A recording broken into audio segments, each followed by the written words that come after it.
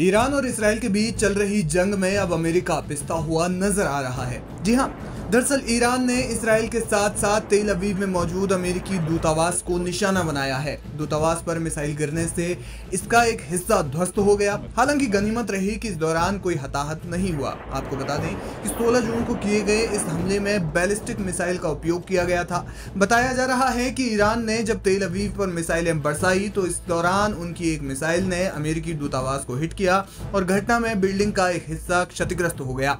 America ने तुरंत अस्थायी रूप से अपना दूतावास बंद कर दिया है। अमेरिकी राजदूत माइक हकाबी ने एक बयान में पुष्टि की कि हमले में कोई कर्मचारी हताहत नहीं हुआ है और सभी दूतावास कर्मियों को सुरक्षित स्थानों पर ले जाया गया है। स्थानीय प्रशासन ने क्षेत्र की घेराबंदी कर दी और इसराइल ने अपनी वायु रक्षा प्रणाली के माध्यम से कुछ मिसाइलों को बीच में ही नष्ट करने का दावा किया, लेकिन बताया जा रहा है कि फिर भी कुछ मिसाइलें अपने लक्ष्य के पास पहुंचने में सफल रही। ईरान ने अपने इस हमले को जवाबी कार्रवाई बताया है। दरअसल इस संघर्ष के दौरान इसराइल ने ईरान के सैन्य ठिकानों को निशाना बनाया। इसके अलावा ईरान के शहरान शहर में स्थित तेल रिफाइनरी को तबाह कर दिया। इसके बाद ईरान ने जवाबी हमला करते हुए इसराइल पर मिसाइलों से आग बरसाई। ईरानी विदेश मंत्रालय के एक प्रवक्ता ने कहा कि अमेरिका इसराइल का समर्थन करके क्षेत्र में अस्थिरता को बढ़ावा दे रहा है और यह हमला एक चेतावनी है कि ईरान अपने हितों की रक्षा के लिए कोई भी कदम उठाने से नहीं हिचकेगा। Aim right, achieve big. At KR Mangalam University, we provide you the platform to turn your dreams into reality. At KR Mangalam University.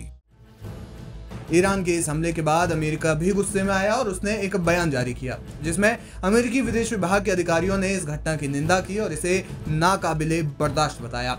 अमेरिकी रक्षा मंत्रालय ने क्षेत्र में अपनी सैन्य उपस्थिति को और मजबूत करने की बात कही है। राष्ट्रपति प्रशासन ने चेतावनी दी है कि यदि ईरान ने भविष्य में अमेरिका के हितों को निशाना बनाया तो इसके गंभीर परिणाम उन्हें भुगतने होंगे। दूसरी ओर इसराइल ने भी ईरान के इस हमले को उकसावा करार दिया है, लेकिन सवाल यह है कि ईरान अमेरिका को क्यों निशाने पर ले रहा है। ईरान मानता है कि इसराइल के हमले में अमेरिका का भी हाथ है। हालांकि अमेरिका ने इसराइली हमले में अपनी भूमिका से इनकार किया है, लेकिन ईरान ने कहा कि अगर अमेरिका को वास्तव में इस बारे में कुछ नहीं पता तो उन्हें इसके सबूत देने चाहिए। हाल ही में ईरान के विदेश मंत्री अब्बास अराक्ची ने कहा था कि पिछले कई दिनों से हमें कई चैनलों के जरिए अमेरिका से संदेश मिले हैं कि अमेरिका इस हमले में शामिल नहीं था और इसमें शामिल नहीं होगा। हम अमेरिका के इस दावे पर विश्वास नहीं करते। हमारे पास इसके विपरीत कई सबूत हैं, लेकिन अगर वे वास्तव में ऐसा दावा करते हैं तो उन्हें ये साबित करना चाहिए। अमेरिकी सरकार को अपनी स्थिति स्पष्ट रूप से बतानी चाहिए और परमाणु सुविधाओं पर हमले की स्पष्ट रूप से निंदा करनी चाहिए। इसके अलावा इसराइल के हथियारों के जखीरे में अमेरिका के हथियार ज्यादा हैं, यानी रक्षा मामले में अमेरिका इसराइल का एक बड़ा साथी है। इसलिए ईरान सीधे तौर पर नहीं लेकिन परोक्ष रूप से अमेरिका के खिलाफ आक्रामक है। दोनों के बीच ऐतिहासिक रूप से भी दुश्मनी का एक लंबा दौर रहा है। आपको बता दें कि मिडिल ईस्ट में अमेरिका के सैन्य बेसों पर हमला किया जा रहा है। ईरान इसराइल संघर्ष शुरू होने के बाद से इराक में भी अमेरिका के मिलिट्री बेस पर हमला किया गया था। ईरान के प्रॉक्सी संगठनों पर इसका आरोप लग रहा है। ईरान के लिए एक ताकत के तौर पर मिडिल ईस्ट में खड़ा रहना जरूरी है ताकि पश्चिम के प्रभाव को कम किया जा सके और यही वजह है कि वो इसराइल पर पूरी ताकत से हमले कर रहा है।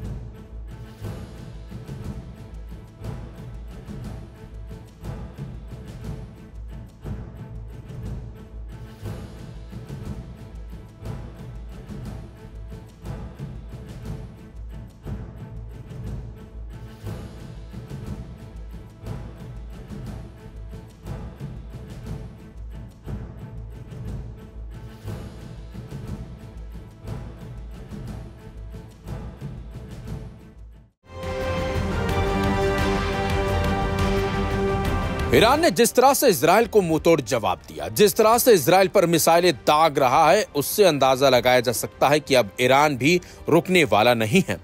ईरानी मिसाइलों ने इजराइल में जिस तरह की तबाही मचाई है, उसका अंदाजा तो कभी इजराइल ने भी नहीं लगाया होगा। इजराइल से सामने आई तबाही की तस्वीरों से ये बात साफ हो जाती है कि ईरान इजराइल के मुख्य स्थानों को निशाना बनाकर सटीक हमले कर रहा है। रविवार रात को ईरान ने एक बार फिर इजराइल पर मिसाइलें दागी हैं। खबर यह है कि ईरान ने कई जगहों पर मिसाइलों से सटीक हमला किया, जिससे तेल अवीव, जेरूशलम और हाइफा में भारी तबाही हुई है। इजरायली फायर डिपार्टमेंट सर्विस ने बताया कि ईरानी हमलों में देश के मेडिटेरियन कोस्ट पर सीधा हमला हुआ है। वहीं इजरायली सेना ने एक बयान जारी कर बताया कि ईरान की ओर से किए गए हालिया मिसाइल हमलों के बाद इजरायल में प्रभावित स्थानों पर home front command search and rescue टीमों को भेजा गया है। यह बयान इजरायली लोगों को सुरक्षित ठिकानों से बाहर निकालने की इजाजत देने के तुरंत बाद आया। बीबीसी की एक रिपोर्ट के मुताबिक इजरायल की एम्बुलेंस सेवा मैगन डेविड एडोम ने देश के अलग अलग हिस्सों में हुए ताजा मिसाइल हमलों के बाद एक अपडेट जारी किया। इन हमलों से तेल अवीव, यरूशलेम और हाइफा सहित कई इलाके प्रभावित हुए हैं। एमडीए की एक प्रवक्ता ने बताया कि हाइफा में 10 लोगों को मामूली चोटें आई हैं, जिनका इलाज किया जा रहा है। पीड़ितों को BNE जेएन, कॉर्मेल और रामबाम अस्पतालों में भर्ती कराया गया है। जेरूशलम पोस्ट में छपी खबर के मुताबिक ईरान के ताजा हमलों में कई जगह भारी नुकसान हुआ है। अब तक ईरानी हमलों में इजरायल में 14 से ज्यादा लोग मारे गए हैं, जबकि 390 से ज्यादा लोग घायल हुए हैं। इनमें कई लोगों की स्थिति काफी नाजुक बनी हुई है।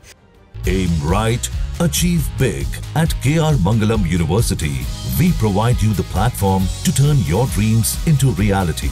At KR Mangalam University. लेकिन जिस तरह से दोनों ही देशों के बीच तनाव बढ़ रहा है, दोनों ही देश एक दूसरे पर मिसाइलें दाग रहे हैं, उससे तो साफ हो गया है कि दोनों ही देश पीछे हटने को तैयार नहीं है और इसका खामियाजा दोनों ही देशों की जनता को भुगतना पड़ रहा है। लेकिन इसी बीच जिस तरीके से ईरान इजरायल पर अटैक कर रहा है, इजरायल में तबाही मचा रहा है, उससे अंदाजा लगाया जा सकता है कि अब ईरान भी ताबड़तोड़ हमले करने के लिए तैयार है। खबर यह भी है कि तीसरी लहर यानी कि मिसाइल अटैक ताबड़तोड़ जो इजरायल पर किए गए हैं, उससे इजरायल में भयंकर तबाही मची है।